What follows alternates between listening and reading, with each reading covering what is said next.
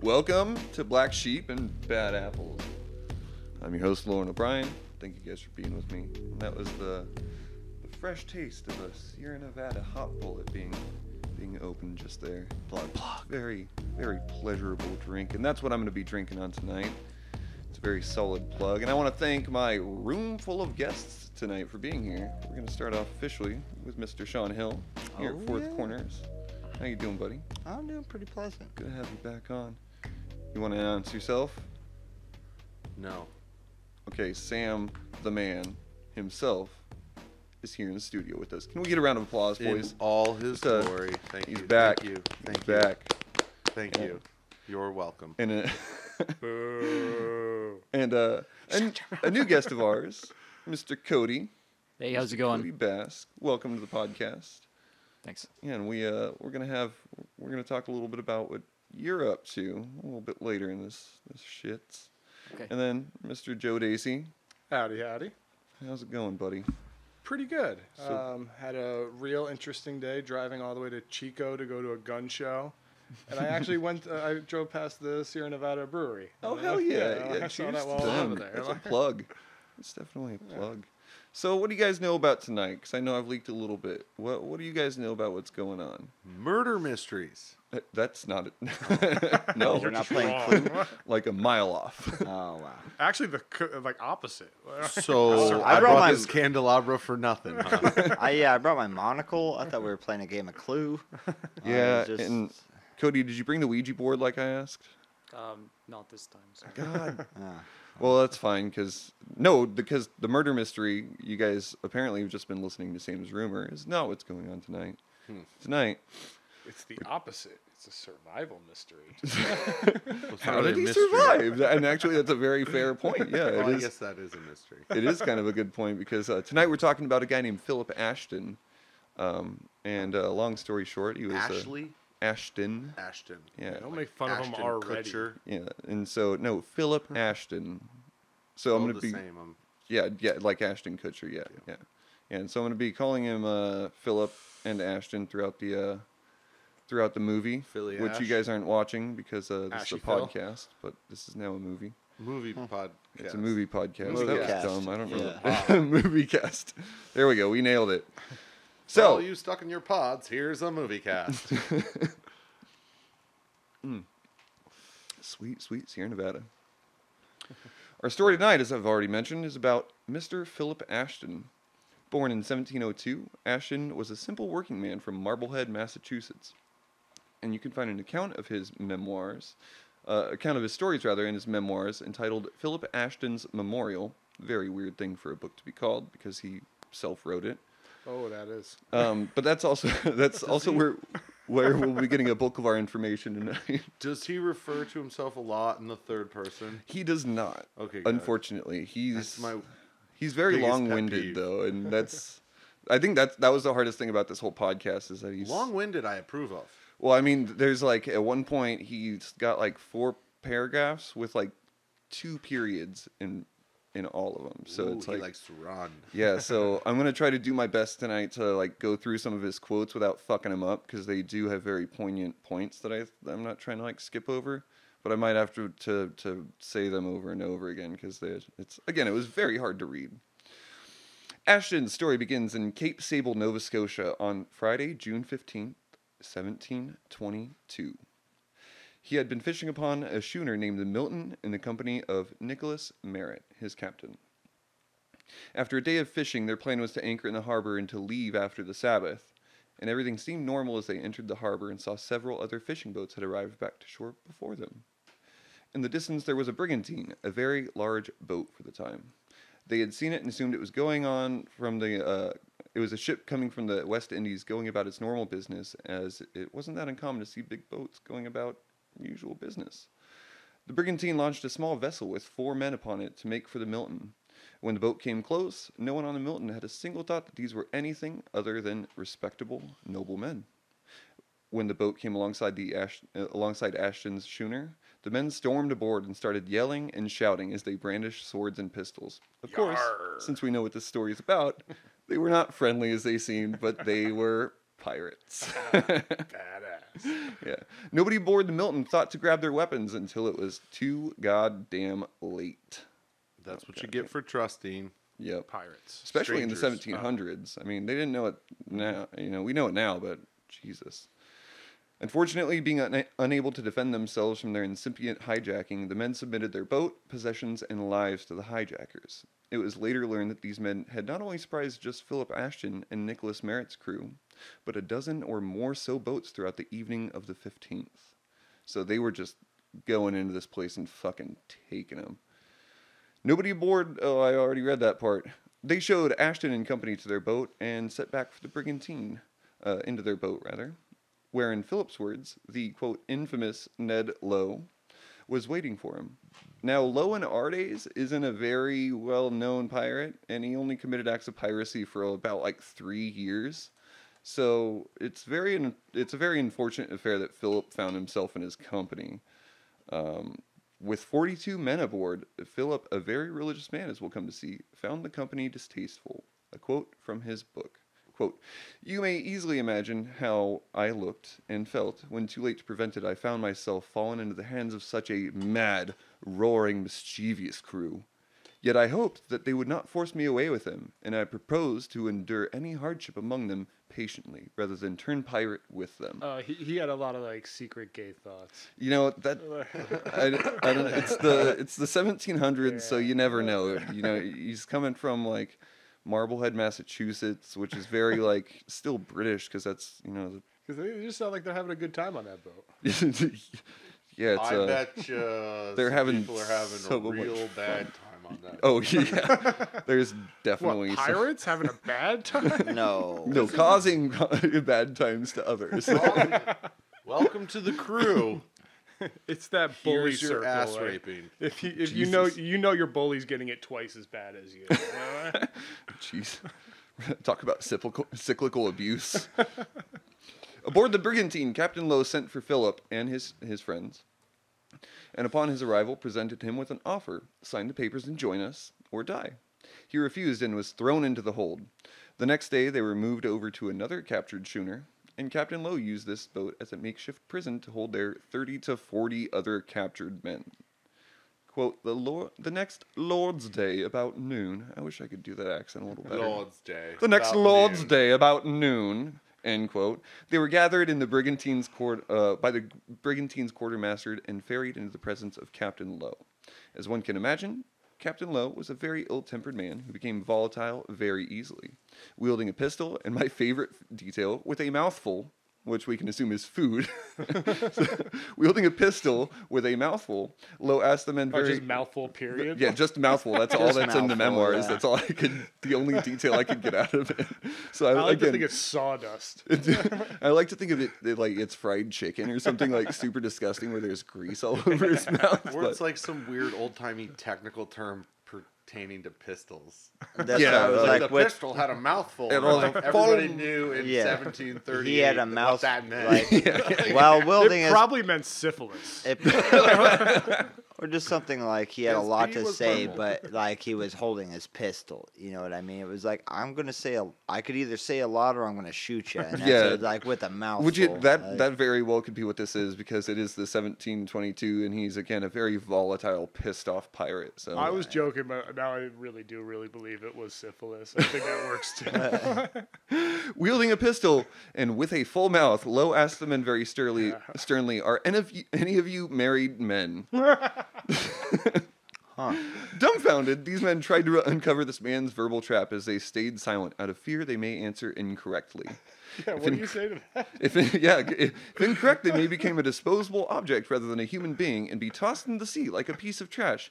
Because this is the 1700s, and that's where you dump your trash if you're a pirate. Yeah, well, Yeah, there's a thing called deep six. If there's something's like will break down and biodegrade, you can just throw it over the. It'll like degrade before it even hits the bottom of the ocean. Yeah, styrofoam. Exactly. That's exactly the They point didn't with have styrofoam. styrofoam back then. You human body. Human body, for sure. Most of the stuff they had, you could just throw overboard. So the silence of these men threw the captain into a rage, and he cocked his pistol and either hit Ashton with it or placed it to his head. Because as I mentioned, the vocabulary at the time is a little ambiguous. Either way, Lowe, quote, clapped his pistol end quote, to Ashton's head as the captain screamed, "You dog! Why don't you answer me?" And he just began like swearing he'd shoot them if they didn't answer his inquiry. And scared as one could possibly be, Ashton thought quickly and did not shit his pants. If he didn't respond to such an innocuous question or I threat, thought quickly, and I did not shit my pants. yeah. Well, I added that little detail. He didn't write that, but like, Because everyone there had a little bit of shit in their yeah, pants. exactly, Like, yeah. it was- Especially at this what year point. was it? It's 1722. Yeah, and yeah, a little you're bit. in Nova fucking Scotia, Canada, the most peaceful place. Well, no, there was actually a lot of wars as well. Anyway, but yeah, you're a Canadian. You're not fucking. Yeah, you're shitting your You got pants. duty pants. Yeah, definitely duty pants. But if he didn't respond to such an innocuous question and or threat, he would certainly die, and his options were pretty clear. So raising his voice as loud as he dared, he answered that no, he was not a married man. Ashton's companions also responded likewise, and that seemed to cool the captain's rage. He later discovered that Party boat. the captain had lost his wife a short time before hitting the high seas as a captain and a pirate, and that he had a personal rule to take no married man with him. And it honestly sounds like a breakup went really bad. I mean, his wife died, but it sounds like a breakup went hella bad, and he just moved to like Vegas and started like doing debaucherous It's shit. a boys' Yeah. trip from here on Yeah, out. yeah. Like, he's like, I'm pirating for 3 years Only straight. bachelors allowed on this pirate ship. Yeah, so that's, Forever bachelors. from Ashton's memoir, quote, "It seems his design was to take no married man away with him, however young soever he might be, which I often wondered at, till after I had been with him some considerable time, and could observe in him an uneasiness in the sentiments of his mind, and the workings of his passion towards a young child he had at Boston, which upon every lucid interval from reveling in drink, he would express a great tenderness for, insomuch that I have seen him sit down and weep plentifully upon the mentioning of it. And then I concluded that probably the reason of his taking none but single men was that he might not have none with them under the influence of such powerful attractives as a wife and children, lest they should grow uneasy in his service and have an inclination to desert him, and would return home for the sake of their families." So it's pretty rational. That's pretty fair. Yeah, it's We're all bachelors, and you're gonna be my friends. yeah, we're gonna get drunk, which does actually happen a little later in the story. We're all gonna get drunk and be best friends. But in a sense of trying to make a crew that's essentially going to go battle a little bit. Yeah. Some things you don't want to have an amount of people on your crew that are worried about their wife and kids at home, because they're going to be less inclined to risk their lives or something. yeah, For that matter, you know what I mean? Because if you have nothing to go back to, you haven't made a They don't family want and all to ever that. go And back. especially at Yeah. that time, family is everything. Like your Yeah. wife and children are what your livelihood is. So Well, if you don't have that, and also you're it's not going one to of go those, conquer the world. and you it's know not what one of I those mean? things where you can be shitty at your job and just get fired from it and then go home. Like Yeah, if yeah, you're yeah. shitty at being a pirate, you're gonna be beheaded. What? Well- Well, you walk the plank, right? And it's, Well, we'll get to that because and yeah. it's not like you're going to be out to sea for like, oh, honey, I'm going to be gone for a couple days. No, Yeah. you're going to be you're going to be gone for a while. Yeah. You're going to be out on the ship for months, Yeah.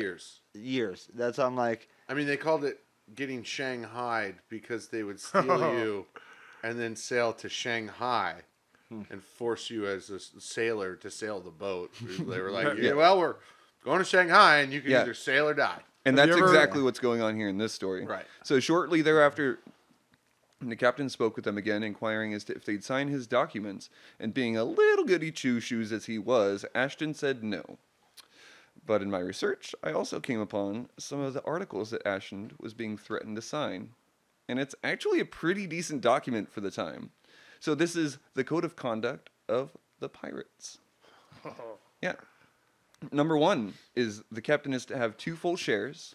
The quartermaster is to have 1 share and 1/2. The doctor, mate, gunner, and boatswain 1 share and 1/4. Everybody else 1 share.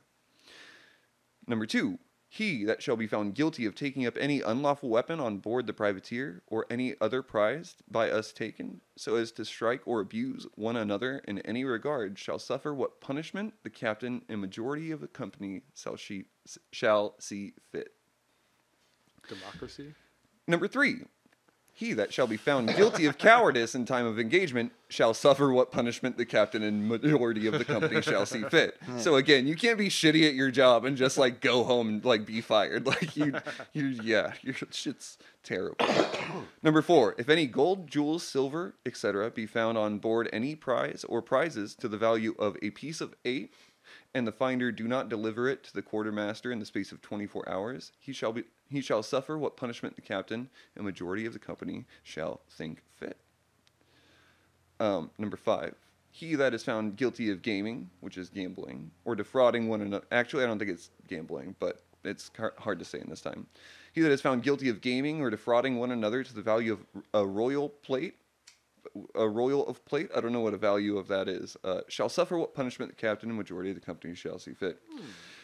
He that shall have the misfortune to lose a limb in time of engagement shall have the sum of 600 pieces of 8 and remain aboard as long as he shall see fit. Do they give you the Peg hook? leg. That I don't know if they give you the hook or the peg leg. I assume that comes out of your 600 pieces of 8. So they had like medical insurance. They pretty did. much. Yeah, Like, they were in unionized. in a weird sense of the way. Yeah, I they were mean, like, you yo, couldn't if get you oranges your leg for chopped scurvy, off, but- we got that stick for you, and you can stay on board as long as you would like, or we'll pay you out as severance. Yeah, and what I like about it is that they're like, you can keep rocking the boat if you want. Well, Like, because you join need us. the boat to get home. Well, yeah, it's not necessarily home, but But No, it's I'm like- saying you need the boat to get back to wherever you're from. oh but- yeah. but- You're not going to be like, go on another boat. No one else is like, unless you're going to be a passenger. Yeah. Like you're not getting hired again with a Yeah, yeah. missing limb. And when Exactly. you do, you start as a slave, and you have to work all the way up. And, or like, think of the cook. In Cook's a good position to be, I think. Titanic? No, it was Deep it's Blue another. Sea. No, it's another. It's like old pirate story. Muppet Pirate Treasure Island. Treasure Island. The cook in Treasure Island, right? He's got a peg leg, and a Yeah, the parrot, Swedish chef. and they hang him. At the So number 7, good quarters to be given when craved. So that's a pretty good one. what is that? Good quarters are to be given when craved. So if your living conditions are insufficient, and I'm sure that is insufficient for the time, of not them always insufficient to are. our luxurious ways of saying things, but they're to be given when craved. Number 8, he that sees a sail first shall have the best pistol or small arm aboard her, meaning the ship that he spied. Number 9, he that shall be guilty of drunkenness in time of engagement shall suffer what punishment the captain and majority of the company shall think fit. Number 10, He who smelt it dealt it. that would honestly make slightly more sense because I've got no idea what this next part is. Number 10 is no snaping of guns in the hold or snapping of guns because again the spelling of the time is a little ambiguous. Snaping. Yeah, so it's Snapping. So, and I've got no Isn't that idea. the bad guy from what- Harry Potter? Well, that's Snape, Professor Severus Snape. Yeah, That's but, right. Spell that one more time. Snapping. So they were brought onto the deck and asked by Captain Lowe Is it like holding a bunch of guns If they so would you can get sign an ambush going? their or like- document. You know, again, I don't know. Or maybe mutiny type thing. yeah, maybe where it's like all the pre- guns have to go in the hold, and preventing, you can't bring one out until we see the sail of a ship or some shit like that. Yeah, but I don't know. Yeah. Anyway, everybody who came aboard to talk to, I almost called him Dr. Lowe, but Captain Lowe, they were all dismissed and summoned back individually to be asked again if they'd join, to which Ashton, as always, denied. Pushed into the, quote, steerage of the ship, end quote, he was joined by several of the other pirates, and rather than berating and belittling Ashton, they were very kind to him and told him of all the booty they were going to get. They tried to soften him with a little liquor, Booty. to which Ashton again refused. They just really wanted to ply him to be part of their crew, and so the crew basically did like some good cop bad cop, where like Captain Lowe is just like hitting them and like pointing guns at them and like, you fucking piece of shit, join us. And the people down underneath the deck were like, yeah, buddy, it's gonna be real good. You like drinking? Here's some rum. Again, the captain called him up and put his pistol to his head. And again, he swore up and down he'd kill him if he didn't sign the articles. And again, Ashton refused. But he said a little bit more this time. Quote, that I was in his hands, and be might do with me what be pleased, but I could not be willing to go with him. Then I earnestly begged of him with many tears, and used all the arguments I could think of to persuade, with a W, not a U, to persuade him not to carry me away. He was deaf to my cries, and unmoved by all I could say to him, and told me I was an impudent dog, and swore I should go with him whether I would or no. So I found all my cries and entreaties were in vain, and there was no help for it. Go with them I must, as I understood they set mine, and my townsmen names down in their book, though against our consent. So at this point they've signed their names as pirates on the thing. And continuing, quote, and I desired to mention it with due acknowledgments to God, who withheld me, that neither their promises, nor their threatenings, nor blows could move me to a willingness to join with them in their pernicious ways. Tuesday, the 19th of June, gave new hope that Ashton and his friends might be able to leave the presence of these pirates. The crew was changing vessels, and seeing a few captives were being released and were taking the brigantine to Boston. Ashton and Nicholas Merritt went to see the captain. They fell to their knees and asked Captain Lowe if they could leave with the others, where he immediately called for his pistols and told them sternly no. And if they tried to cause a ruckus, he would shoot them down. Quote, Bring the motherfucking ruckus. quote, thus all attempts to be delivered out of the hands of unreasonable men, if they may be called men, were hitherto unsuccessful, end quote. And he had watched the boat sail away with most of the men that were taken the night that he was. It's just so sad. And my favorite part about that is they're like, hey, we want to get the fuck up out of here too. Can we go with those guys? And he's like, bring me my pistols. No. Never mind. Sorry, I'll see you later. Yeah, sorry, I'll fuck right off. Guess I'll start cleaning again. I don't know what I do as a slave or a pirate. Yeah. You gotta swab the deck. Just over I've and heard. over again. Yeah, I don't. The poop deck. Yeah, what other? Yeah, the poop deck. Yeah. I wonder if that's where they poop. Anyway.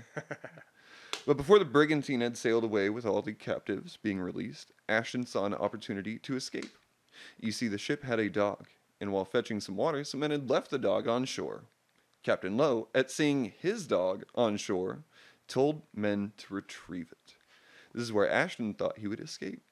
Philip knew of the attitudes of the two men who either volunteered or were assigned to retrieve the dog. To retrieve the dog, the attitudes that they held, and they knew that they wanted to get away from these fucking people, or he knew that rather. Also from Marblehead, John Holman and Ben Ashton, of no relation, saw their opportunity to escape. They boarded the boat and went to shore. And as Ashton attempted to climb in, the quartermaster pulled him back, saying 2 was enough. Well, the two men made it to shore, and after some time, they didn't fucking come back. And the captain knew he had lost his only boat, his men, and his dog. They took the dog? Yeah, well, I mean, I assume they took the dog. 'Cause, Fuck yeah, they're you running take the away. dog if you're going to Yeah. take that much. And so after they knew that they couldn't go to shore to like retrieve any of these things, they just sailed away. And after seeing that the ruse that they had successfully committed, the quartermaster came to our buddy Ashton very, very angry. And this is where this is kind of a run-on quote. And I apologize, guys, because it's literally just the way he wrote it in the book. I'm going to try to read it as cleanly as I can, but it's fucking hard. Do it in an old-timey Massachusetts accent, yeah? Massachusetts accent, Well, all right? that's what I was just thinking. Did they always sound like the same Boston accent? No, but this guy's from Nova Scotia anyway, so I have no... Well, this guy's from Massachusetts, Yeah. from Marblehead. He was just working in Nova Scotia. So he sounds like he's down by And the presumably- Yeah, docks. so Yeah. yeah. Marblehead, yeah. All Well- the chowder in the world Yeah, couldn't save him. like the 1700s. Do they have the same accent? The quartermaster came up to Ashton very, very angry. Quote, Quartermaster came up to me cursing and swearing that I knew of their design to run away and intended to have been one of them. But though it would have been an unspeakable pleasure for me to have been with them, yet I was forced to tell him I knew not of their design, and indeed I did not, though I had good reason to suspect what would be the event of their going. This did not pacify, spelled incorrectly, the quartermaster, who, with outrageous cursing and swearing, clapped his pistol to my head and snapped it. But it misfired. This enraged him the more, and he repeated the snapping of his pistol at my head 3 times. And it has often misfired. It's really hard to read this stuff. Upon which he held it overboard and snapped it the 4th time, and it went off very readily. And then in parentheses, thus God did mercifully quench the violence of the fire that was meant to destroy me, in parentheses. The quartermaster upon this, in the utmost fury, drew his cutlash, which is spelled cutlash, and fell upon me with it. But I leapt down into the hold and got among the crowd that was there, and so escaped the further effects of his madness and rage. Thus, though God suffered me not to gain my wished-for freedom, yet he wonderfully preserved me from death. So he's pretty godly.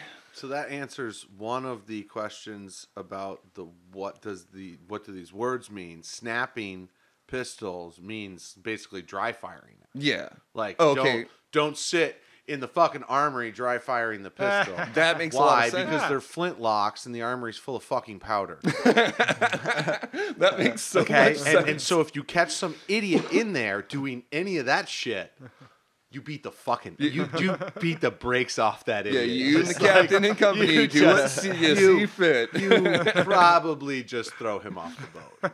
Yeah. Yeah. But we figured it out. That's Nice, what really yeah. counts. So I just keep thinking of him just in that Boston accent, just being like, "They drug smugglers. They just told me not to shoot the guns." they didn't want me shooting the fake guns in the hole down there. It's like, it's wicked dark in the hold, but don't go down there popping off no snapping with them pistols, all right, son? So I don't. So even though he was very much with God, and God was not with him. Like God didn't want him dead, but he seems to want him to suffer under the companionship of these godless heathens. Sounds like God. Here's some more God stuff. Quote, confined to such company as I could not but have an exceedingly great abhorrence of, in danger of being poisoned in my morals by living among them, and of falling a sacrifice to justice, if ever I should be taken with them, I had no way left for my comfort, but earnestly to commit myself and my cause to God, and wait upon him for deliverance in his own time and way. Shit, I lost it. 1 second. I soon found that any death was preferable to being linked with such a vile crew of miscreants, to whom it was a sport to do mischief, where prodigious drinking, monstrous cursing and swearing, hideous blasphemies, and open defiance of heaven, and contempt of hell itself, was the constant employment, unless when sleep something abated the noise and revelings. Now, he's been kidnapped. This guy seems like a wet blanket. He's I think very all the chances in the religious world for to his have a time. great People time. just didn't use really exciting words back in the day. He's like these mischievous, like the way he's describing these guys. These pirates sound kind of like It sounds fun. They're It not sounds fun. like They're terrible people. It sounds right? like it's the group of kids from Hook. But like, I wonder how people would take our vernacular if we went back in time and they heard the way we speak. Yeah. When we're just a little excited about you mean something. 100 years from now when they go through the election that just happened and read all the tweets that were going on and they're gonna make a book about that and like that's what people are gonna Cody, study. Like. Do you have any thoughts on this guy's current situation? Oh, I think it's really interesting. Yeah. I'm enjoying the story so far. Hell yeah. Yeah, because there's It's the first time I heard about this. I'm not really big in pirates, so I don't know too much about them. Yeah, and honestly, I didn't know a whole lot more about them until I started doing this podcast, and they're some of the craziest, like, most batshit people that I've ever heard about. I always think of the Blackbeard story, and like the one that I always heard that he used to keep 2 candles in his ears and light them up so it looked like he had smoke and he had dreadlocks. He put cannon fuse in his beard, and he would ear. go into battle with burning cannon fuse in his beard and dreadlocks, so that he was just like. There's like see this the smoke acrid and fire, smoke, yeah. like all Jesus. around him. That's a and, good, like, Nice. sparks good and- strategy, yeah. Yeah, sounds like when the I'd do like that the if I was a pirate. Smart guy. No. bandolero of fucking hatchets, boarding hatchets. Yeah, he had like 26 guns on him at all times. And it was like crazy amount Jesus of weapons. Christ. It sounds like Well, cable. everything's a single shot, you know Which is what funny. I mean? Yeah. Like, It's kinda like Exactly, every yeah. gun is big giant one. blunderbuss. The blunderbuss, yeah. And then Which I is let fun. fly with my blunderbuss, and I took out a chunk of the wall. Now, from here, Captain Lowe does a lot of bouncing around. They leave off and bounce around Canada, Newfoundland, where they literally just go into a town and burn it down. They don't kill anybody or hurt anyone. They just burn it to the fucking ground. They stole a banking Metal as ship. fuck. Just And- gonna be fun. Yeah, just for fun. They stole Let's a just burn banking it. ship? Come on. When do we get to burn towns down? Where they burned a town to the ground, stole a banking ship, and then a ship that was transporting wheat, and then they headed to the Canary Islands off the coast of Africa. They unsuccessfully chased a ship and decided to get water before heading off to the Cape Verde Islands, still off the coast of Africa. Eventually, they headed toward a place called Bonavista, and I can't really figure out a whole lot of details from Philip's story, and so I don't know if Bonavista is in Spain, but there's another in Newfoundland and Labrador. But it seems more likely that it's there's a place in the Verde Islands themselves called Named after. Boa Vista, and so that seems like where they landed. But regardless of where, I'm pretty sure it was Cape Verde. It was at these islands that Nicholas Merritt, the guy whom Philip had originally been captured with, had been placed upon a boat to sail towards Boa Vista with the rest of the fleet. He ended up being lucky that a few of the different, quote, forced men, or such as were weary of their employment, upon the 5th of September, ran away with her, and made their escape. And from there, we're going to take a short little break, and we're going to come back with the story. Do you guys have any thoughts or predictions on how this story is going to go? Very well. So at this point, Captain Lowe has He's got a series of captured. ships. He's captured ships. Yeah, he's got a series of he's got a fleet, like a small fleet. I think Right. I think at the most he He's had got 6. this banking ship. Yeah. He's got the wheat ship. He's got whatever ship he had to begin with. Yeah. And so the ship that Philip Ashton was originally on, captained by Nicholas Merritt, Nicholas gets put onto a different ship. And They took the fishing ship too. no, yeah. I think they just burned that. Right. But and along the way I had to cut out a lot of details because they jumped ship literally just so fucking off, and I just couldn't include all the details in this Yeah, I fucking wasn't podcast. super familiar with the name, what type of boat he was fishing on. Like So he had a brigantine schooner? and a couple of schooner. Oh no, Sounds Ashton was on a schooner. a schooner. Sounds Yeah. like a smaller boat. It Yeah, probably yeah. isn't. It isn't meant for open water. Yeah, it's probably like 21 feet or something like that. Right. Yeah. Okay. So again, we're gonna take a short little break, and we're gonna come back, and we're gonna talk to you guys about the crazy shit that these fucking pirates go through.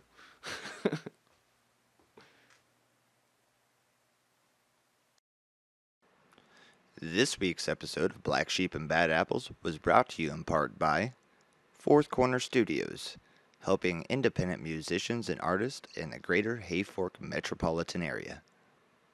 The Wait and Sees, promising children a better future for generations. Just wait and see. The One-Eyed, One-Horned, Flying Purple People Eaters Union. Together we can stay strong. Buildo, if you build it, they will come. And of course, by listeners like you. Thank you for supporting independent podcasts. And now, a little bit more of Black Sheep and Bad Apples. Welcome back. Shawn over here is eating some delicious smelling Taste of the Wild dog food brand soup. Yeah. Yeah, Dog food soup for yeah. people. Dog food soup for people. How's it? Pretty delicious. It's What- got that real authentic flavor.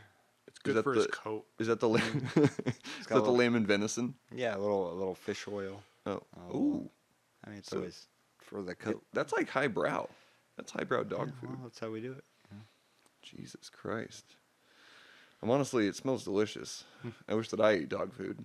Yeah, well, not Well, everybody it's not- can. But he's the captain of the food ship, so anymore. he gets 2 servings before you could have. Exactly, yeah. I'm just a lowly Philip Ashton. Speaking of, segue. shortly after they landed off the coast of Africa, they set sail back across the Atlantic again, back towards South America's east coast of Brazil, where they were met with a severe storm. According to Philip's own words, For 5 days and nights together, outwardly feared when we should be swallowed up by the violence of the wind and the sea, or upended on some of the shoals that may lay many leagues off from land. In this time of extremity, the poor wretches had nowhere to go for help. And he exclamation points at the end of that. Yeah, he really writes very sexually. And he's really down on people who don't like God. Yeah. Like, he's just, yeah. He's a heathen hater. Yeah, it's almost like those people might be hypocrites. Yeah, in fact, he then proceeds actually in the book to tell the reader about how fearful the blasphemers were, and that in their open defiance of their maker, they were being punished and sentenced to hell. I just honestly didn't think we'd have enough time to include all of it in here, so I omitted a lot of it. But alas, they survived this precarious storm, and after their arrival somewhere in the Trinidad, Grenada area, they began making repairs to their ship with a technique called careening. Now, with the technique called careening, ships are pushed to one side or the other, usually out of the water, for repairs. And during the careening stage of their repairs, the water rose through the open ports on the side of the ship and caused the ship to fall all the way horizontal, with its mast resting on the ground. And in like a very small heroic act, our villainous Captain Lowe actually goes into the captain's quarters and retrieves a doctor whom was in there with him who couldn't escape the rushing waters.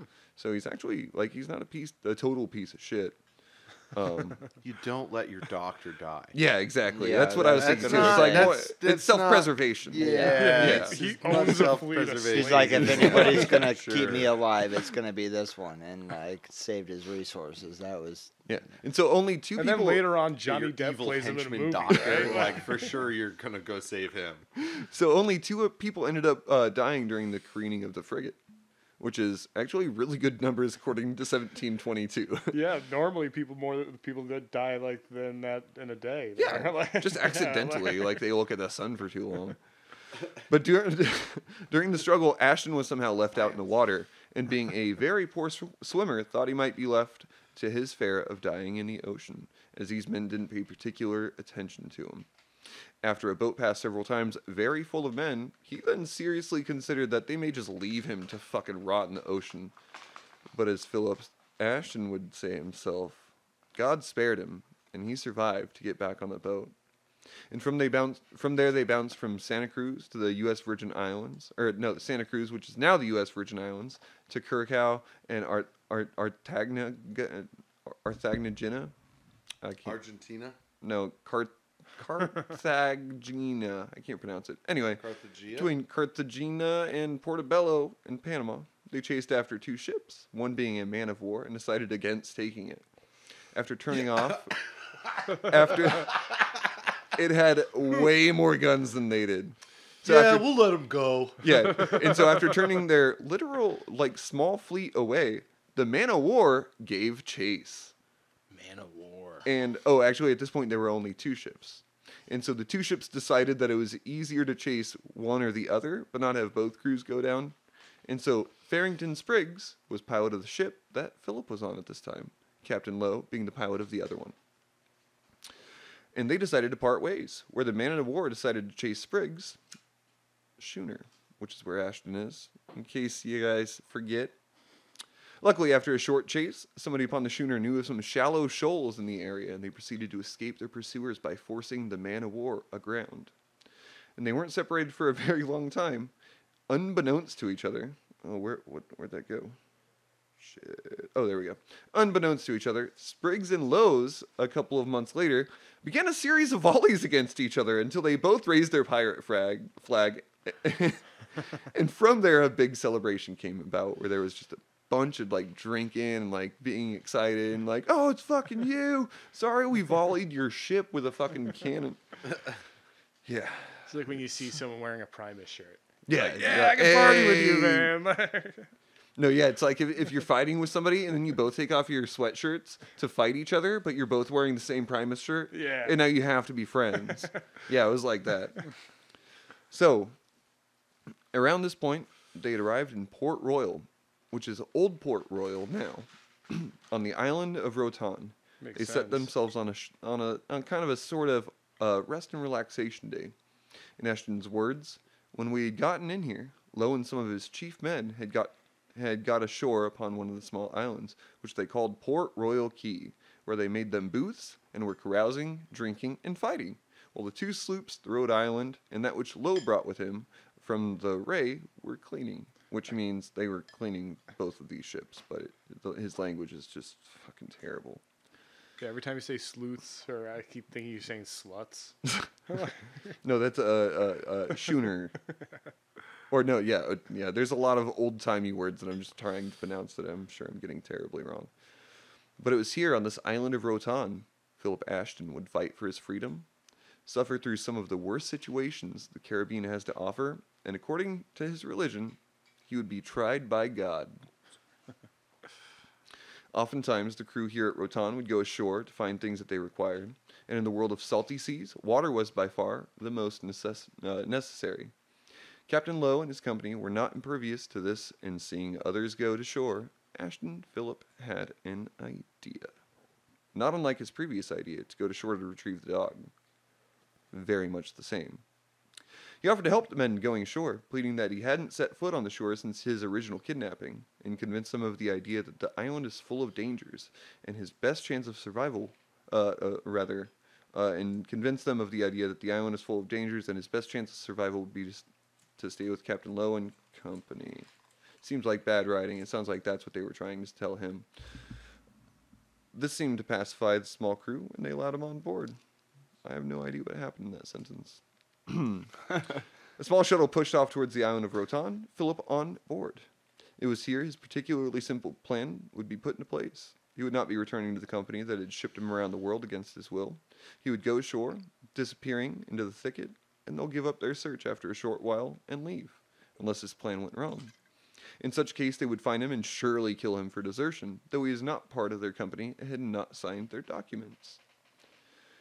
Playing helpful, he and the other men took the cask from the small boat and began filling it full of water.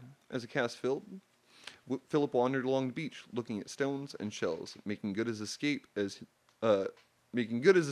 He was spotted, and when questioned, he simply said that he was going to look for coconuts. Rather than collecting coconuts, though, he was allowed to leave their sight, where he, quoting his memoirs, "betook myself to my heels and ran as fast into the thicket of the bushes, and my naked feet would let me. I bent my course, not directly from them, but rather up behind them, which I continued till I had got a considerable way into the woods, and yet not so far from them but that I could hear their talk, when they should spake anything aloud. And here I lay in a very great thicket, and being well assured, if they should take pains to hunt after me, never so carefully would they be able to find me." I might give him a wedgie. He's kind of like nerd. Yeah, he kind of feels like that throughout this entire thing. This is the guy that gets his butt cheeks duct taped together in the Breakfast Club. Jesus Christ. So he hid in the thicket of Rotan Island as his captors gathered water. After they had finished, they gave a long shout for Ashton. Quote, they gave a long shout for Ashton. When he wouldn't respond, that's what they said to each other. "The dog is lost in the woods and can't find the way out again." With a last shout of goodwill, his captors said to him, "If you don't come away presently, I'll go off and leave you alone." End quote.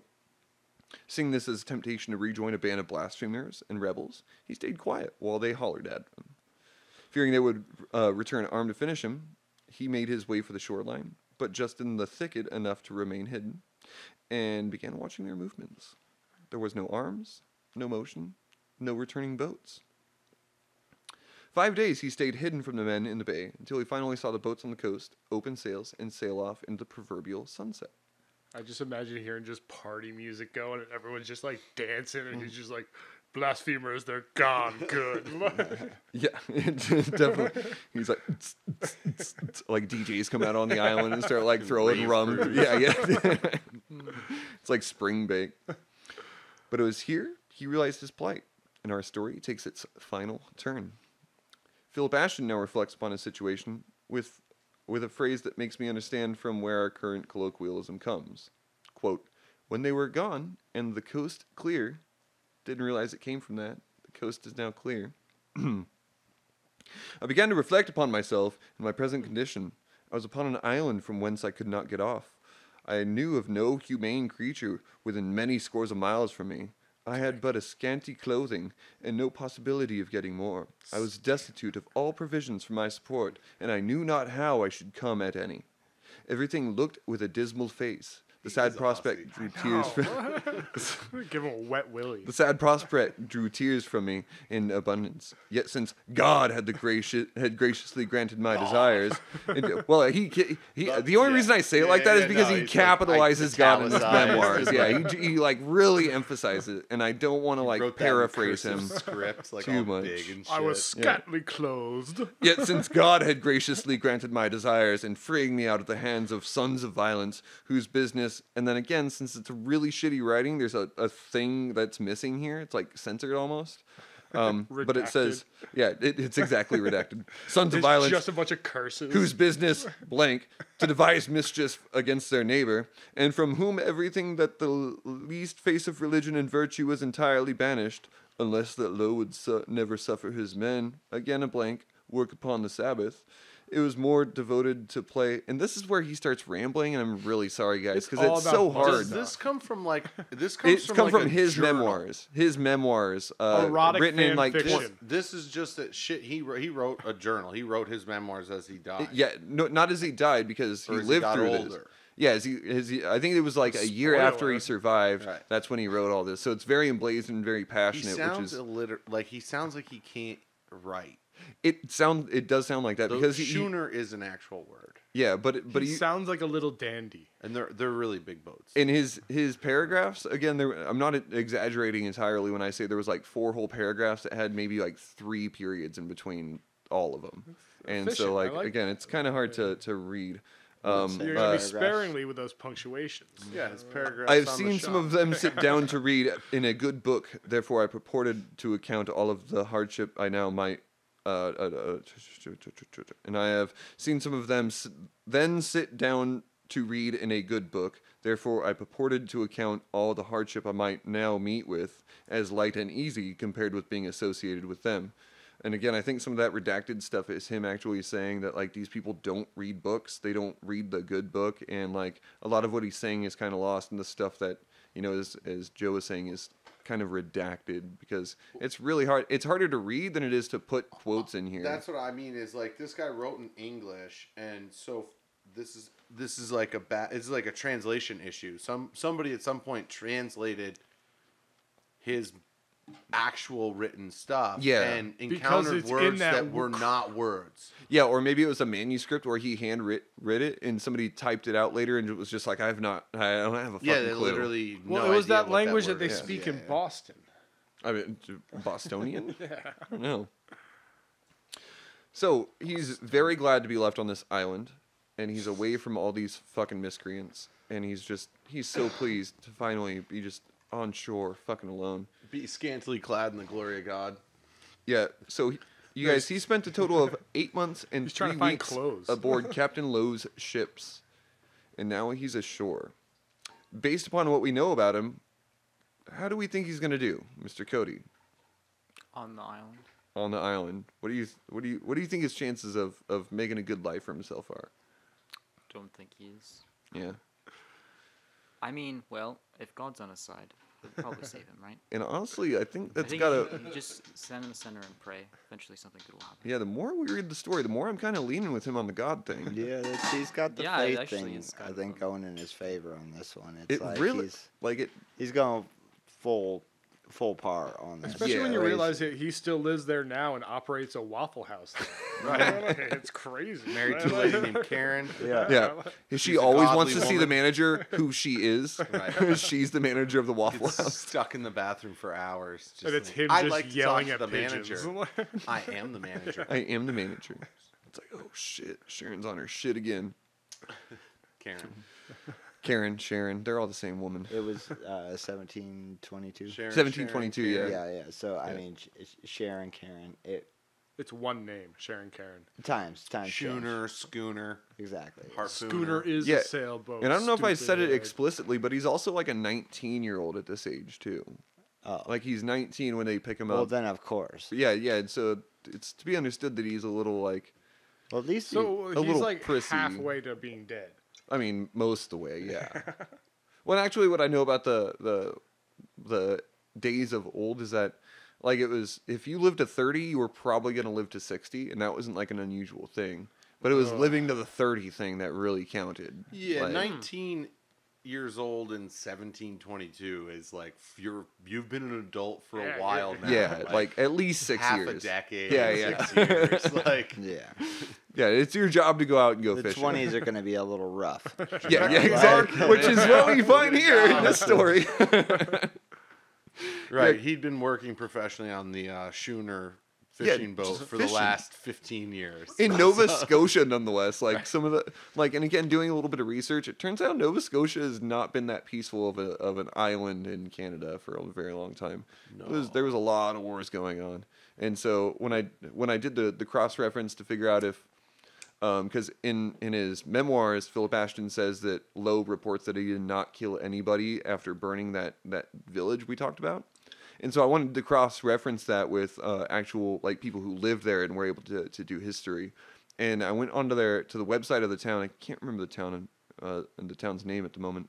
But it turned out that, it was like I want to say a year beforehand, a bunch of French people came and burned the fucking town. And then Lowe came back through right after they had rebuilt everything and burned everything down again and just left everybody alive. And fuck you. Because the French weren't that brutal. The French were more brutal. They went and just like slaughtered a bunch of people who tried to fight back. But Lowe was just like, we don't want to kill anybody. We just want to burn your shit to the ground. Did you guys just rebuild? Oh no, try it again. Yeah, but you just have I'm like, not really like feeling 5 the or 6 aesthetic ships. here. We're helping you out. We're trying to make it so you can build better. He's like, why is everything made of fucking pine? You never heard of oak? Just like Try salting the stone earth next afterwards.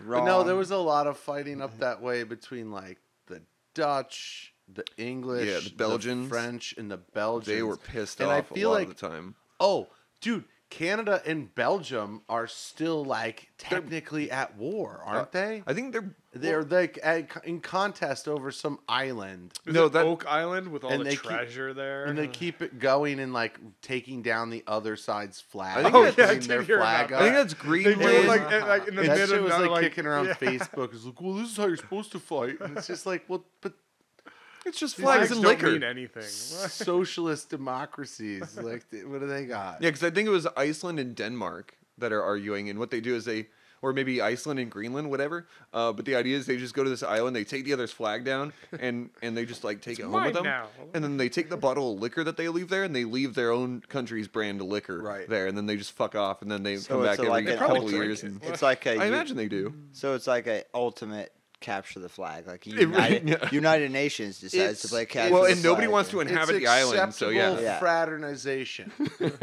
You know, in a sense. That's It's really what it is. acceptable It's a friendly fraternization. war. Yeah. You know, not to get off It's like flag topic, football. Yeah, we've but with really war. fucking gone on a tangent. but watch the movie Juste Noé. I think that's how you pronounce it. It's about World War I and like Christmas Eve and the fraternization between the English and German like lines across no man's land. Like they literally stopped fighting and went and celebrated Christmas with each other. So like people want to do that. Man, Black Yeah, Sheep yeah. and Bad That's Apples, a- the place where we talk about wholesome wars, wholesome history. That good time and good feeling Good war. feeling stuff. Yeah, that's a cool story. I Yeah. never heard of that. So, getting back to Philip Ashton, our boy who has just escaped with a very kind of clever for the 1700s ruse that he's going to help people get water. And after they fuck off, he's left on this island of Rotan. Now, Rotan is an island about 48 miles long and less than 5 miles across at its widest point off the coast of Honduras. Honduras technically owns it. And during this time, the Gulf of Honduras and Rotan, the Europeans that lived there were called the Baymen. So you'll hear, well, actually we won't talk about it too much here, but in history, during this time, they were called the Bay. It's just the Bay. Bay? Yeah. And actually, I don't think that comes up too much in this podcast, so I don't know why I About mentioned Bay? it. With a total of 36 square miles to walk, Philip Ashton begins exploring his new island. In his memoirs, he says that the island was inhabited by wild hogs and, quote, the fowl of the air, end quote, which means birds, but I have no idea which birds. Obviously, Gross birds. Foul birds. yeah, foul birds. Obviously, the sea was chock full of fish, and as we already noted, the island has a natural water resource. With mountains and valleys, he was very pleasantly surprised to find wild figs, coconuts, and mame's apples, which are something that actually existed back in the day, but I didn't think existed until I did more research, so I wanted to include them. More God stuff.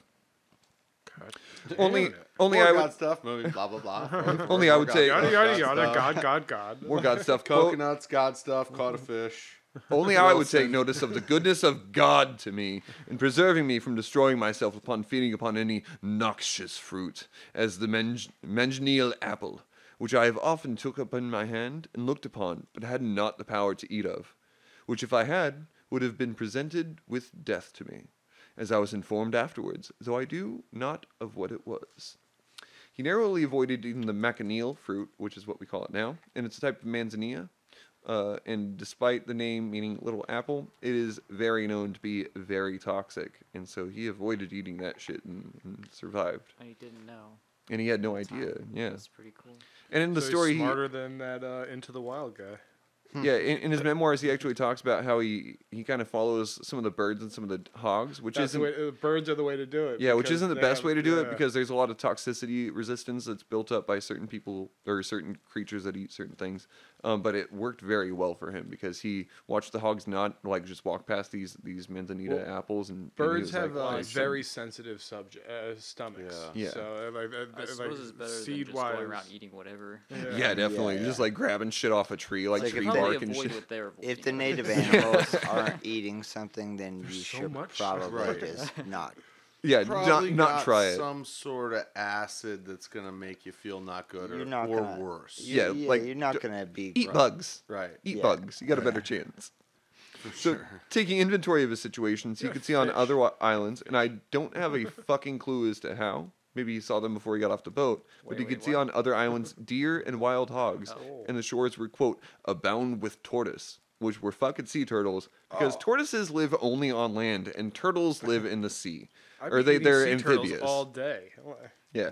You know how much meat you get out of a turtle? But it made him profoundly unhappy to find that he had no tools with which to take quarry. Quote, but of all this store of an idiot. beast and fowl, I could make no use supply my necessities. Fucking terrible writing by this guy. It's Oh, just I it's didn't have my walk. it's hard to read. Though my mouth often watered for a bit of them, yet I was forced to go without them, for I had no knife, no space between the two words, or other instrument of iron with me, by which to cut up a tortoise. When I had turned it, or to make snares or pits, when I had turned it, or to make snares or pits, with which to entrap, or bows and arrows with which to kill any birds or beast withal, nor could I by any means that I knew of come at fire to dress any if I had taken them, though I doubt not but some would have gone down raw if I could have come at them. So he's like, I really want to eat a tortoise. I really wish that I had a bow. I really wish that I had a shovel. I wish that I had some sort of But iron. regardless of all that, I can't even stomach gutting it to begin with. Well, no, he's saying he would have eaten it raw. Oh. He's saying it's just him being very long-winded, and being like, I've got no tools, I can't He didn't know fucking how to do make anything. fire. He didn't know how to manipulate wood. So with this stone. suburban kid got Yeah. stuck out on the thing where Mama's been cooking forever, and now he's gotta go gut the fish. Ha. And it's, How many Yeah, of this is you the- could walk out naked into the woods right now and make a fire? I mean, I could. feel pretty good about it. Yeah, Yeah, I'm pretty confident. you think? Like you I- with no tools, no lighter, no matches, no Yeah. steel. Yeah, I think I could get away with Especially if we started here in our general area, I think it'd take me probably like strategy? 10 minutes. I I go to don't the- want to. I I don't go to want the to detail our neighbor's house and strategy I'd be like, because we "Hey, actually what's will your be lighter?" we And will they'd be be like, getting "Why into are a you little bit naked?" this fire starting strategy here in a minute. So I don't really want to detail my secrets. Plus, if there's a zombie apocalypse, I definitely want to outlive all you bitches. So, So you want to hoard fire? yeah, I'm gonna hoard fire. Oh, yeah, I'm Hoard looking it I'm up fire. saying, online. could you make fire with just I can make fire, natural like yeah, with stuff just you could sticks. find in the woods? With yeah, Right. yeah. Clearly, this dude doesn't know how to do that. You can either do a bow fire, so you get the bow and you drill it out. Fire. You can either get a pressure fire. Let's see what's going on. Fire's fun. I know, but we're gonna get we're gonna get into this a little bit. All right. So actually, before we get into this, we're gonna take a short little break, and then we're gonna come back, and we're gonna hear about Philip Ashton's stay on this island, and we're gonna hear about if it was successful. And again, before we go to break, any predictions? What do you guys think? Well, I mean, he clearly survived. Well, I mean, I've already spoiled that. Yeah. But how well do you think he exists? Barely. Well, okay, so Suburban Kid, he apparently keeps writing shit down that we can reference later. So whether or not this is written after. Oh, okay. After he's done. He got off the island and writ this like probably 2 years later. He's gonna enjoy a lovely meal somehow. With Beautiful. turtle as the main course. Yeah, I like it. Yeah. What do you think, Joe? I think he's gonna die. What? I wasn't paying attention. Honestly, there's going to be a big old twist to the end of the story. And I didn't even realize it until yesterday when I was finalizing all He this. meets his real dad on the island. He knows his real dad, but His real dad was the turtle. Oh!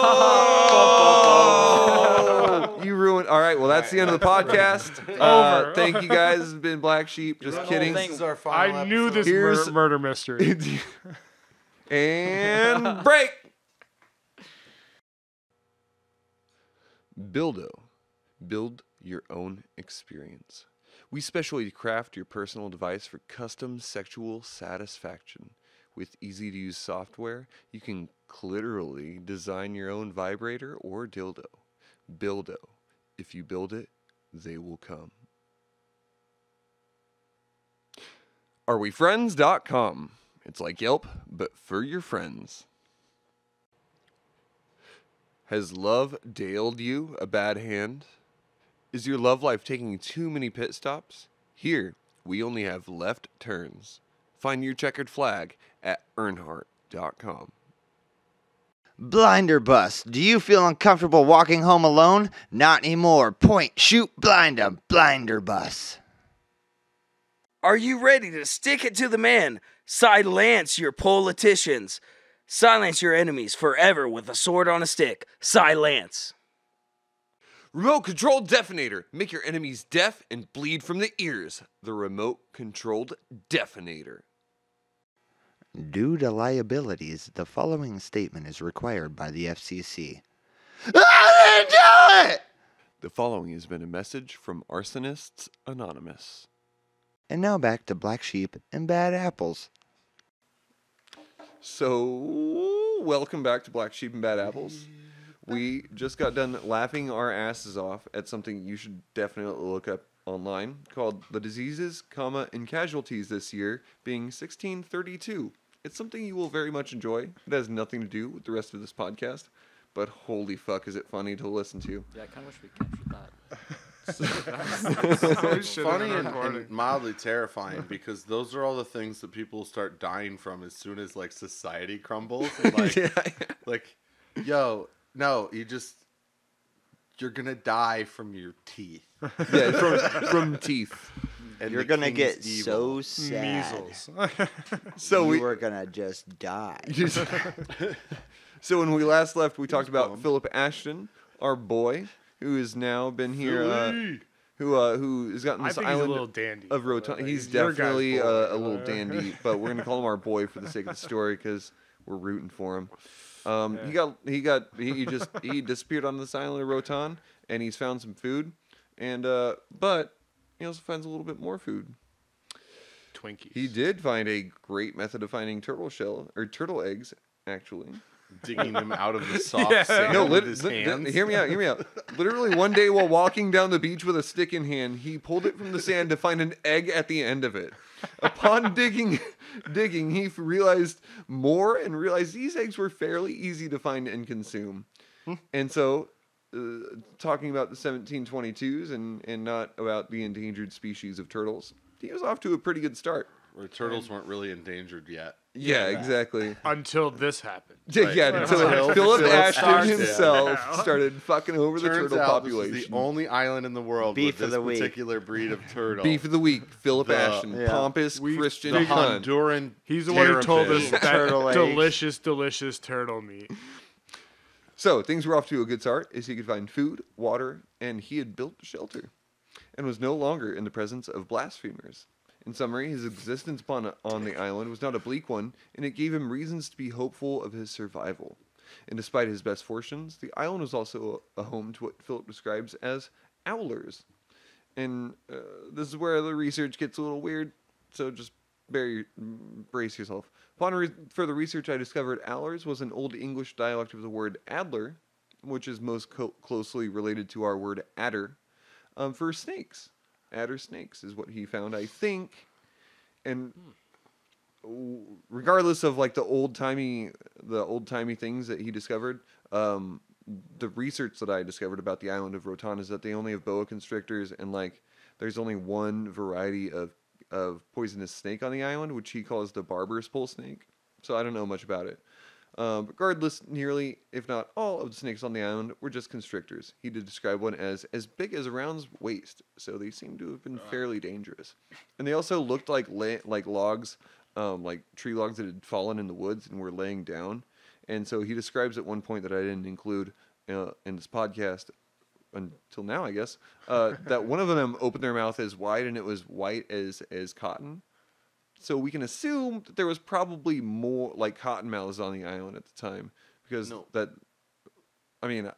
don't know a shitload about it, but cottonmouths open their mouth like that and they're venomous, and so I just thought it. But I don't think they live there. I mean, I don't know. Well, I'm not saying they live there now. Yeah, I'm anything. not saying they live there now. I'm saying maybe they could have lived there back then, based upon his description in his memoirs. Which could just be a boa constrictor opening its mouth and being very pink, and him being just fucking just like startled by a big ass snake. I'm surprised to find out a lot of snakes have rather white colored mouths. Like snake meat's pretty white. It's good though. It's delicious. So You should have ate those snakes. That's what I'm talking about, dude. Because Yeah, the one as big as a man's round. Yeah, Suburban kid. So mosquitoes and black flies were by far the biggest nuisance in his stay on Rotan. It took me far too long researching this to understand that mosquitoes were mosquitoes. Really? It literally took me just so long. So I wasn't like reading it aloud. I was just reading it. And I was like, because it's like musket, but eto at the end of it. And so I just had no fucking idea what a mosquito or mosquito or was. It didn't occur to me. Sounds like a short rapper. But he did note, our boy Philip Ashton, that if one, quote, retired to a small key, destitute of woods and brush, end quote, the wind would disperse the flies. Despite the availability of fish in the sea, he tries to stay out of the ocean due to him being a very poor swimmer, and also notes sharks and, quote, alligators or crocodiles. One of my favorite passages from his book, which is hard to read, but I highly recommend, is when he talks of the companionship on the island. Again, from his memoir. This was a place I was consigned to. This my society and fellowship, and this my state and condition of life. I don't know why I'm doing the accent. It's a terrible accent. But here I spent 9 months. It's like JFK. Yeah. Here I spent 9 months without converse with any living creature. For the parrots here had not been taught to speak. That's a good joke. I just found that very. As soon as one talks, and he's just like, "You're a blasphemer! Get out of here!" Yeah, exactly. God damn it, bird! Hail Satan! Yeah. Punches it and tries to eat it. That must have been the fowl of birds that he was talking about. He's just like pissed off that these birds don't know of God and can't talk about, like, read the Bible, you know. Parrots got to be good eating, like greasy little like chicken. Yeah, I'm sure they're probably reasonable. Big pigeon with a weird beak. Yeah, regardless of the parrots not being able to speak, though, it seems he experienced quite the hardship mentally. Being without business or diversion, he quickly began to feel guilt at all the sins that he had come up against. He contemplated his life, how he had somehow pissed off God enough to put him on this island, and he wished that he could have a Bible, that he may move closer to God and find providence and strength in his presence. Capital, his presence. All caps? No, not this one. Because these are my words. Oh shit, I lost my place. God damn it. God damn it, Sam. Cha-cha-cha. He then thought of his parents and how he had asked them for their permission to be out at sea, and how they had put their faith in him, and how he hoped that whatever God planned to do with him would be to bring him back to his father's house. And his day-to-day consisted of basically wandering the island gathering food, and he began constructing a little hut to protect himself from the day's sun, rather, as I've already explained, and the flies. In his description, one could see that he builds a very modest lean-to shelter facing the sea, so as to have a modest little breeze to cool him. This did little for the mosquitoes, which I'm going to, from now on, call mosquitoes. This did very little for the mosquitoes and black flies that persisted bothering him. Fleas. If he could only get to one of the barren keys that were around him, devoid of the protective cover of brush, the breeze would likely keep the mosquitoes off of him. As we've already discussed, he wasn't very good at swimming. And this is where that detail comes in. Without a canoe or paddle, he decided to take a piece of bamboo, quote, hollow like a reed and light like a cork, end quote, out with him as a floating device. After testing the buoyancy, he made for the key 300 or 400 feet away, which he found delightful. Quote, I found it so free of vermin by the free passage of the wind over it that I seemed to get into a new world where I lived more at ease. This I kept as a place of retreat, whither I retired when the heat of the day rendered the fly kind most troublesome for me. For I was obliged to be much upon Rotan for the sake of my food, water, and house.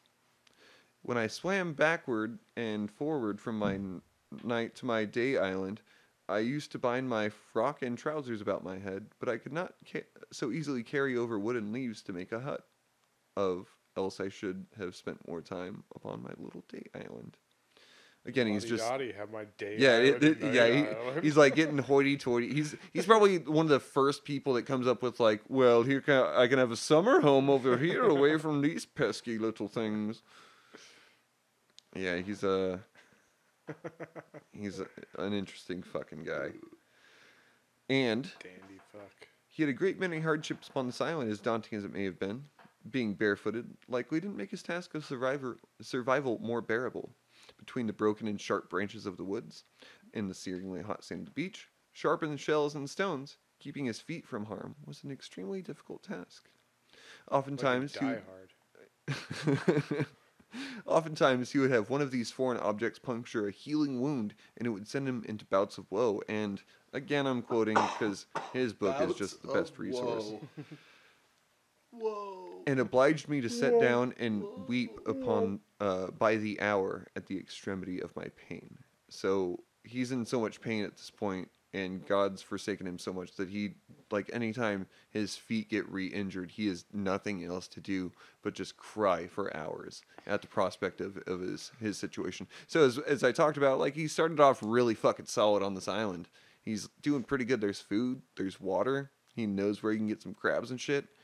But, like, it's quickly kind of beaten down on him between the mosquitoes, the black flies, you know, and it's getting bad, boys. Yeah. Bad boys. Bad. Yeah. Oh, sorry. Well, hopefully something good happens. I hope so too, Cody. As his time on the island began to wear on him, and he grew weary and lethargic. As his time on the island began to wear on him, he grew weary and lethargic. His bruised and battered body, likely hindered by infection or disease, made him very weak. So weak that at one point a hog attempted to make a meal of him, which he evaded by jumping up and hanging on a tree branch. Oh no. Which is much more interesting if you guys read the fucking memoirs. Holy shit, is it cool. He got so lethargic that oftentimes he would fall down from fatigue and just lay there, fall asleep. In his words, he would fall dead asleep. He never expected to wake up, but he always did. His time on the island and his hardship of his plight would remove his sense of time, and he hardly had a sense of what day it was, or even how many weeks he had spent on the island. So removed that he, even in his devoutness, couldn't tell what day it was, couldn't even tell if it was the Sabbath. He grew so weak that he would struggle even to get up to find food. And then the wet season came, bringing with it torrential rain and cool winds, and a small abode he had made for himself was not as hospitable as he had previously thought. Without the ability to make fire, he often went cold. In his memoir, he imparts unto the reader a technique of making fire which he wished he had known. The technique, he details a technique we now know as the bow drill technique, where one takes a stick and spins it very quickly to create tension, which we already talked about. Which I was like, come on, guys, don't ruin it. But you gotta say the knowledge that you got. You know what I mean? You gotta regurgitate your mental encyclopedia. In his, quote, lonely, melancholy, wounded, and languished condition, end quote, he was quickly losing strength and perhaps even more quickly losing motivation. It was in November of 1723, when he had spent 20 months away from home, that an angel was sent by God. A small canoe with a man in it came to the beach one day, about whom Ashton writes, quote, a friend I could not hope for, and I could not resist, or hardly get out of the way of an enemy, nor need I fear one. I kept my seat upon the edge of the beach. And he says, what he's saying here is that he's so injured and fatigued at this point that a friend is something that's just impossible, that there's no way that's happening. There's no way an enemy could do more harm to him than him sitting on this beach, because he's literally dying. Yeah. When a man came near and discovered Ashton, the man was described as being gently surprised. After their salutations, the old man told Ashton he would stay and look after him as long as he was with him. The older man proved to be from North Britain, saying that he had spent 22 years with the Spaniards, and for reasons that he didn't describe, they were now looking for him. And the man decided to grab some necessities, a gun, ammunition, a dog, and a small quantity of pork, and live the rest of his life on the island, hunting and living what we would call in today's world his best life. That sounds badass. Yeah. And so he's wanted by... See, he did it right. Yeah. And fortunately enough for Philip Ashton. Yeah. And again, they both planned it. He must have done some terrible shit, because to get kicked out of colonial Central America, you've got to done some heinous shit with a sheep. I mean, at least a sheep. So, excuse me. 3 days after their meeting, the man approached Ashton, saying that he was to head to another of these small islands to kill some of the wild hogs and deer. He asked Ashton to join him, and Ashton said he would not, as he was too weak and injured. Blasphemy. Excuse me. The man told Ashton he would return in a couple days, and he set off into the ocean. And this was a very fortunate decision that Ashton made. About an hour after the man set out to hunt, a violent storm began. Ashton theorizes that this storm took his friend, because alas, they never saw each other again. Oh, fuck. Which is made more sad when one realizes that Ashton never caught his name. However, the joy and pleasure of having a companion revitalized his decaying morale. And, quote, I began to experience the advantage of a companion, and I find that 2 is better than 1, and flattered myself that by the help of some fresh hog's grease, I should get my feet well, and by better living, recover more strength. So, I want to explain to you the 2 things that are happening in this little passage. 1, having the friend around whom then leaves is just detrimental to him, but he realizes that little bit of friendship invigorates him. It allows him to feel like, okay, there's still hope in the world. There's still this goodness out in the world. Yeah, it was kind of cool because he was just at his end. He was at his end, yeah. And that right moment. But yeah, just a random dude came with pork and food and dogs and guns and shit. Yeah, but do you have any physical way to know that was real? I mean, he is left with hog's grease and because that's the other thing I want to bring up. Yeah. In the 1722s, apparently, all you had to do in order to cure your fucking wounds was just rub some hog's grease on it. Rub some hog's grease on your feet, and it's gonna help a meal. Yeah. Something's coming in. I just thought that was. It's like a liquid Band-Aid. That's just rub some dirt on it. Yeah. Instead, it's rub some. Yeah, you seal in the maggots that way. Yeah. It's the worst. Science. More God stuff. Honey works. But it pleased God to take from me the only man that I had seen for so many months after such a short converse with him. Yet I was left in better circumstances by him than he found me in. For as his going away, he left me about 5 pounds of pork, a knife, a bottle of powder, tobacco tongs, and flint, by which means I was in a way to live better than I had done. For now I could have a fire, which was very needful for me. The rainy months of the winter, I could cut up some turtles, when I had turned them, and have a delicate broiled meat of it, so that by the help of the fire, dressed food, and by the blessing of God accompanying it, I began to recover more strength. Oh, and what I only say, there's his meal. my feet remain sore. What was that, Cody? I predicted it. That was his banquet or whatever. Yeah, definitely. He had turtles. He did find he had enough strength to develop a new way to catch crabfish, which he describes as similar to a lobster.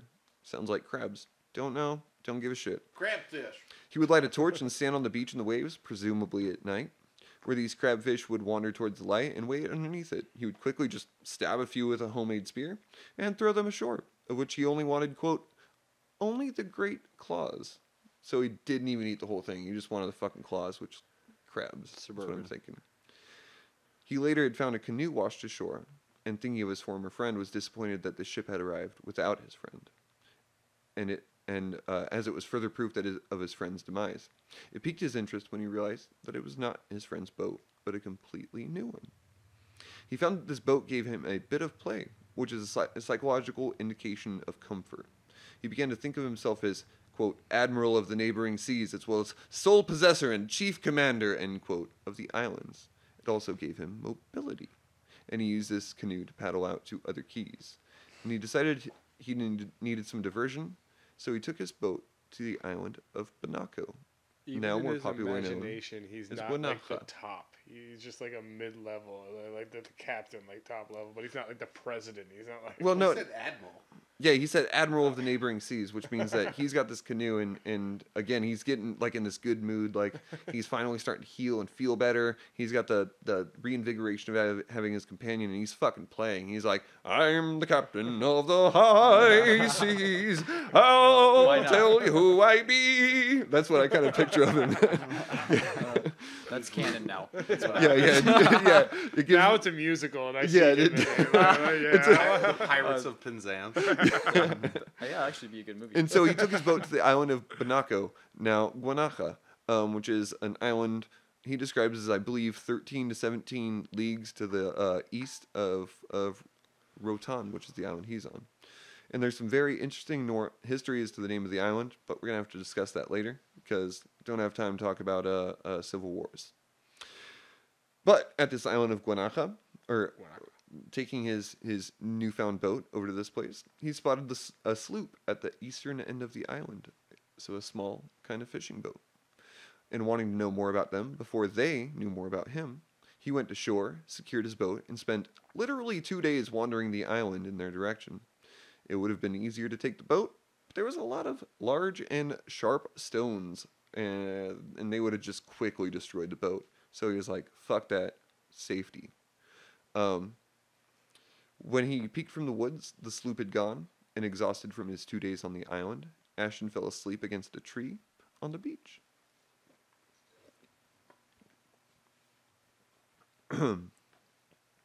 Sorry about that. Getting cotton mouth because we got really stoned beforehand.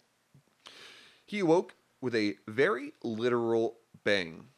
Opening his eyes, he could see 9 large canoes filled with men coming to shore, and they were all fucking shooting at him. Oh dear.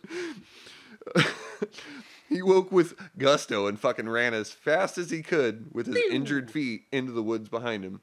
And he could hear the Spaniard people behind him saying, "Oh, Englishmen, we'll give you a good quarter," which means we'll give you safety.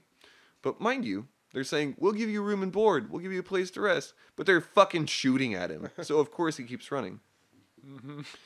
So, having woken in a hurry, he not thought too much about their offer. Also, they were shooting at him, so probably not very interested in saving him. Come on, we want to be best friends. Yeah, It's part of the fun. Come hold my hand.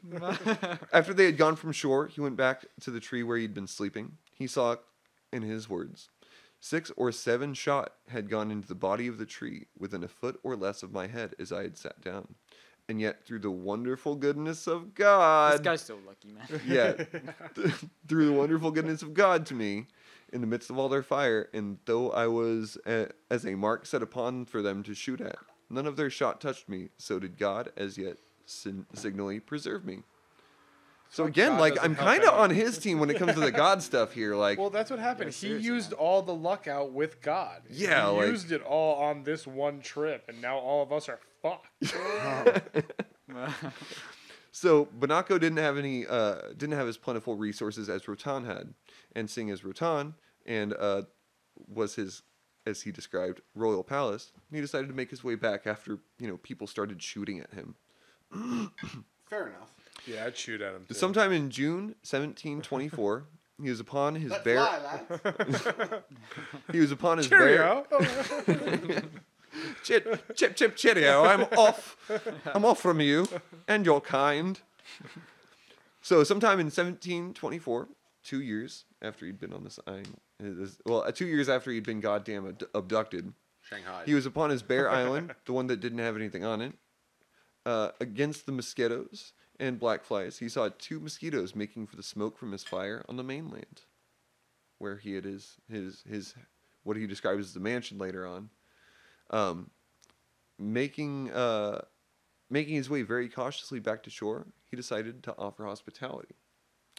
He went over to his great mansion, where he, quote, had places of safety to shelter me from the designs of an enemy, and rooms large and spacious enough to give kind welcome to any ordinary number of friends, end quote. So it sounds like he's got a pretty fucking badass little boat out here on this fucking And he desert made a island. stick for people. He made a stick for. Yeah, yeah, This- he's- I just am imagining like the shit I made as a kid, but like. If that people was come over, all I this is had the to do, hangout area. If that was all I had to do, day in and day out, like I would have a palace made of Yeah, sticks. definitely. And he doesn't pretty detail it badass. in this, but I would be surprised to hear that he did not have a decanter made of like bamboo or something like that. like a couple of really nice whiskey glasses and like a decanter full of like probably be rum because he's in the Caribbean. But I still. These are my finest coconuts. So is the plot twist gonna be that he just makes a paradise? And Well- then someone comes to rescue him. He's like, you know what? I like it here. No, I like it. Take my memoirs. No, take my memoirs. them. Which, as I've emphasized already, Sam, he wrote after he got back to safety. Anyway, Details.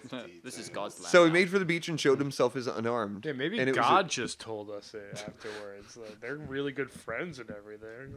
He made for the beach and showed himself as unarmed. It was a great reprieve to him to receive a mutually cautious approach.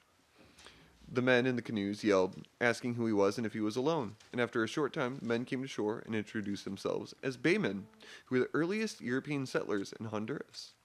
The men, which mean, conquistadors, the men had a cautious approach to each other, and when a man came to shore, he, quote, he started back, frightened to see such a poor, ragged, lean, wan, forlorn, wild, miserable object so near to him. But upon recovering himself, he came and took me by the hand, and we fell into embracing each other. He was surprised and wonder, I with a sort of ecstasy of joy. After this, I was... Fucked, man. After this, over... It definitely sounds like he's a little dandyish right here. Oh my god. Well, Let me finish the quote, though. okay. After this was over, he took me up in his arms and carried me down to their canoes, where they were all struck with astonishment at the sight of me, were glad to receive me, and expressed a very great tenderness to me. It's very cute. nice. Yeah. I love it. That was great. They gave. It's not even done, guys. Oh. I was shipping them for the They gave beginning, Ashton a but- spoonful of rum, which he normally wouldn't use. God damn it! Why do I do this with my Dumb fingers. dumb fingers? Yeah. We gotta get Which the he people with the normally cue wouldn't cards to stand use. closer. But the crew had thought it would help him with his waning spirits, because he was definitely falling in spirits. But he fell into sort of a stupor or fit, and I can't really tell if he was like allergic to it and had like a seizure, or if he just like got really, really drunk and really, really relaxed because he was finally fucking basically safe. Which, dude, he that's weighs got nothing. well, you know, we'll get to that. He weighs nothing. A thimble full of rum. Like, Yeah. this isn't like proofed rum. This This is is like some, moonshine Yeah, rum. this is Yeah. a bottle with 3 X's on it. Yeah, That's right. the, Yeah, the and so- only way you know the difference. Popeye rum. So it left him, quote, bereft of sense, end quote. After he had recovered from whatever had happened, he quickly learned these men were Europeans from Honduras who, in order to avoid an impending attack on the mainland, they had left for the small island of Barbaretta, where they had lived for 4 years. On Barbaretta, Ashton found that they had 2 plantations and a small residence. It seems that the men had been very productive over the 4 years that they had lived here. Their provisions were aplenty, and they clothed and fed Ashton, as well as gave him basically the equivalent to 1722 actual bandages, that his feet might heal. And after about 6 or 7 months of healing, Ashton was well enough to go hunting and fishing and help around the camp. 6 or 7 months. He had even began to feel that he had escaped the danger of the reach of any enemy of his. During a hunting trip, his guns began firing back near camp. So it literally took him 6 months to fucking heal, boys. That's nuts, dude. Yeah. Antibiotics, wow. Yeah, and like, They really work. well, and that just goes to show, like, when we're like calling him kind of a dandy, like, I do have a little bit of empathy for him, because, like, no, he probably had like the 1722 version of like 6 different versions of West Nile virus, and was probably going through like dengue fever, was probably shitting his pants every other day because he couldn't boil water. Like, this guy went through a fucking lot, you know, and like, Dude, not to mention Holy the fact that shit. he's like nutrient deprived. He has to Yeah. because he doesn't. Nobody knows anything about. No, like, turtle is healthy actual eating. super meat. You eat turtle and you. Well, you, like, yeah, the turtle eggs yeah. are probably super good for you. Like salted pork, that's not. No, that's good for you. Yeah, it's good for you. On your feet. That's my whole diet: turtle eggs and salted pork. so pirates, believe that. having seen the activity upon the shore, came to the Baymen and captured them. Again, our boy Philip Ashton is off on a fishing trip, or on a hunting trip, rather. And there was a couple of different ways. He didn't detail it, but sometimes they went to other islands, and it sounds like he was going off to another island and like put his sails down. But again, it's yeah. Anyway, being pirates, they did unspeakable things to the native woman that was with the Baymen, and killed a man and put him in a canoe full of tar, which they then lit ablaze. After 5 or so days of plundering the island, forcing the Baymen to give them their prized possessions and loot. Actually, they were there for 5 days, rather. It was during these days that Ashton had discovered that the captors were none other than Captain Lowe's former lieutenant, Captain Spriggs, the man from whom Ashton had originally escaped. And he had returned to the area and was plundering and pillaging. Wow. So Crazy, man. yeah, Small world. that's the twist here, is that the guy from whom he had escaped is now back doing the same fucking crazy shit on this, basically Being super cool. super cool, yeah. Awesome. Thanks, That just guy. means he's a great navigator. That he comes back to the same area. They really are. Honestly, I'm super Really impressed good. with the people back then, because Yeah. like a Well, lot they of have to be. yeah, like Otherwise, Yeah, it's not a choice. Yeah, there's also a whole bunch of other ones that just died immediately that we don't ever hear about. We hear about the a good good point. stories. Remember that dude that went out trying to go to sea? no. No. Where's my little cursor? There it is. All right. Nah. So, unable to convince the men, the Baymen, to join Captain Spriggs, and having stolen all of their things, the pirates set the crew on a flat, which, from what I can parse, is like a raft or a barge.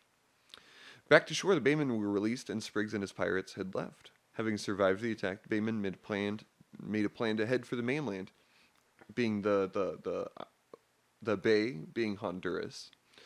Ashton, being desperate to get home, desired to get ashore and find passage back to his New England hometown. The flat, however, was insufficient to carry so many men so far.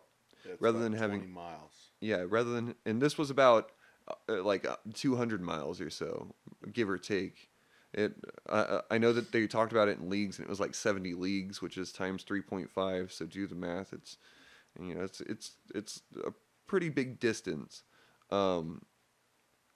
The flat, however, was insufficient to carry so many men.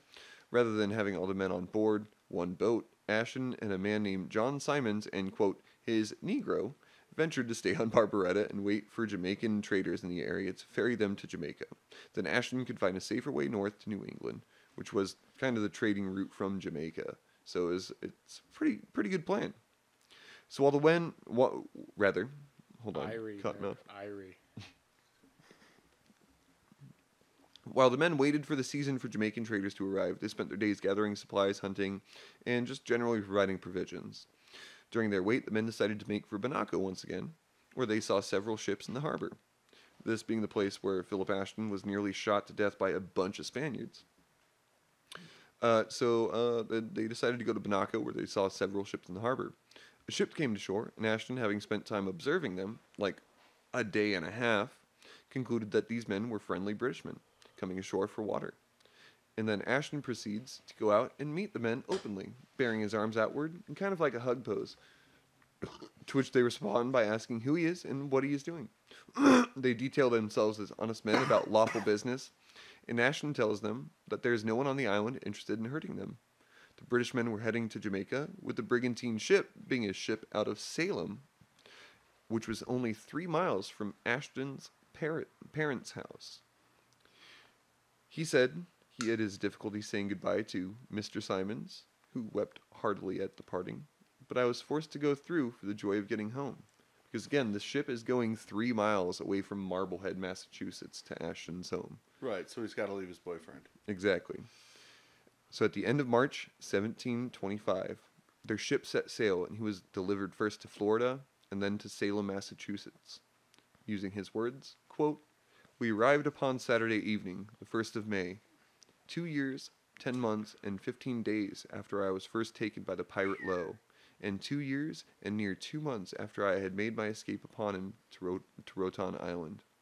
I went the same evening to my father's house, where I was received as one coming home from them from the dead, with all imaginable surprise of joy." You getting choked up there, Bobby? It's a little bit choky. And that is Stranded, our story of Philip Ashton. Gotcha. I'll let it go. So what do you guys think? That was an awesome story. Pretty That was crazy, very right? interesting, yeah. 2 fucking years? That's a long time. Yeah. You know what I think is fun. I mean, that has happened to so many people, right? Like, Yeah. And so many stories will go unheard because we just don't know. Well, and a But lot of them also, die like- at sea. People got to start Yeah, writing we'll stuff just down never more, know. man. It's just like they just went down with the ship wherever the ship went down. as There's far as so anybody many cares, right? points where you They could don't have they gone, don't know yeah. that person also floated on some piece of fucking some spar arm 400 miles till he encountered a island with 5 coconut trees and 8 coconuts for the next 10 years till he died of a foot infection, right? Like, Yeah.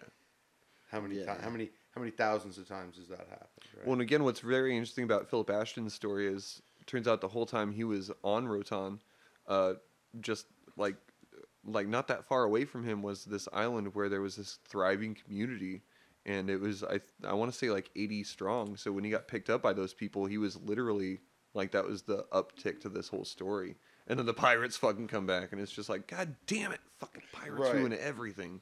It's Right like when I 5 got this miles figured out. Yeah, either direction off that one. Like Rotan's really long, thin island, it is. Yeah, about 40 something miles. yeah, off it's the 48 coast, miles. off the coast of Honduras, something Yeah. like that, right? But then, like, boom, boom, either end of the island.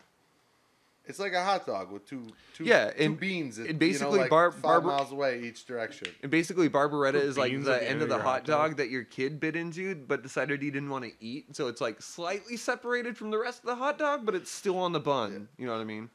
And so it wasn't even that far. And that's what, like, to me, is the most astounding thing about this story is that But it's less of a sandbar. it. Yeah, You can definitely look- is. You can see just looking at the topography of it. Yeah. Yeah, it was a very cool story though, and that's the first part of our 3-part series on castaways, shipwrecks, and I don't know what the third one's gonna be about, but we're gonna go ahead and call it somebody surviving some crazy ass shit.